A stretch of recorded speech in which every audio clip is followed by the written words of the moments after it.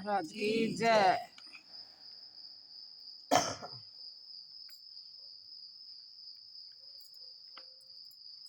22वां अध्याय। 21 वो पढ़ दियो थोड़ा ना। हाँ 22वां अध्याय। राजा पृथु बोले, हे नारद जी,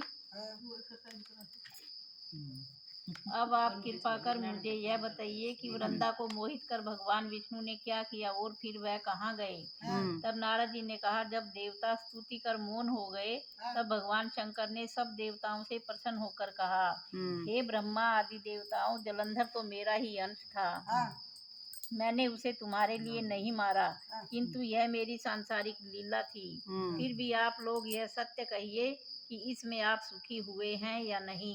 तब तो ब्रह्मा आदि देवताओं के नेत्र हर्ष से खिल गए और उन्होंने शिव जी को प्रणाम करके विष्णु जी को वह सब वृत्तांत कह सुनाया जो उन्होंने बड़े प्रयत्न से वृंदा को मोहित किया था।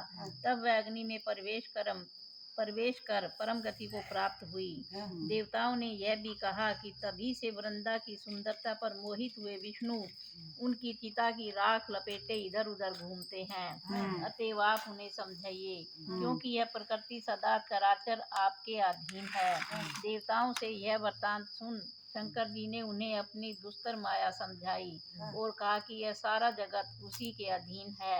उसी से मोहित विष्णु भी काम के वश हो गए हैं, परंतु महादेवी उमा त्रिदेवी की जननी सबसे परे हैं। वह मूल प्रकृति परम मनोहर और वही गिरजा भी कहलाती हैं।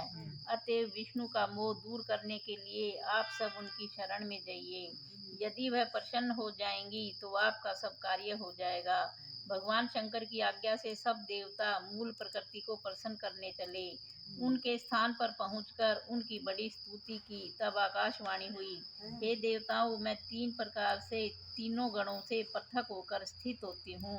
सत्य गण से गौरी, रजोगुण से ज्योति रूप हूँ। अतएव अब आप लोग मेरी रक्षा से यदि सादर उन देवियों के पास जाओ तो वह तुम्हारे सब मनोरथों को पूर्ण कर देंगी। यह वाणी सुनकर देवताओं के नेत्र खुल गए। वह भगवती का आदर करते हुए गौरी, लक्ष्मी और सरस्वती को प्रणाम करने लगे। सब देवताओं ने भक्ति पूर्वक उनका स्मरण किया। सब देवियां प्रकट हो गई। सब देवताओं ने प्रसन्न होकर भक्ति पूर्वक अपना निवेदन किया। देवियों ने कुछ बीज देकर कहा, इन्हें ले जाकर दे दो, तुम्हारे सब कार्य सिद्ध हो जाएंगे। ब्रह्मा आदि देवता उन बीजों को लेकर भगवान विष्णु के पास गए और उन्हें वृंदा की चिता भूमि में डाल दिया। उससे धात्री, मालती और तुलसी प्रकट हुई। भगवान विष्णु ने ज्यों ही उन स्त्री रूप वाली वनस्पतियों को देखा वह उठ बैठे। कामासक्त चित्त से मोहित हो उनसे याचना करने लगे। धात्री और तुलसी ने उनसे प्रीति की। विष्णु जी सारा दुख भूलकर देवताओं से नमस्कृत होकर अपने लोक में चले गए। अब वह पूर्ववत सुखी होकर भगवान शंकर का स्मरण करने लगे। यह आख्यान शिव जी की भक्ति देने वाला है। बोलो विष्णु भगवान की जय। कार्तिक महाराज की